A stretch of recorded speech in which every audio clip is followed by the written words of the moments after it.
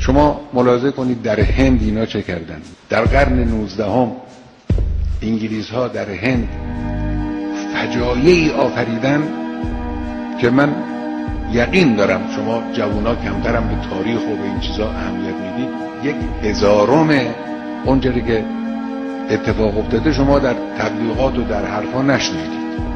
نهرو توی اون کتاب خودش می‌نویسه، میگه اینا آمدن هند در دورانی که هنوز انقلاب صنعتی نشده بود و ماشین‌های بزرگ به وجود نیامده بود، شبه قاره هند از لحاظ صنعت به گفته او یکی از کشورهای پیشرفته دنیا بوده.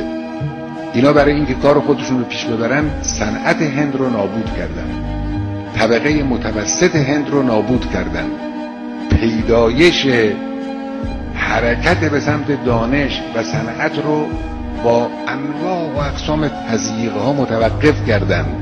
یک بیماری مزمن در کالبد یک ملت اینها به وجود آوردن و تصدیق کردن که هنوزه بعد از گذشت 150 سال از شروع این کارها تقریبا در هند یا بیشتر، هنوز این بیماری در هند علاج نشده.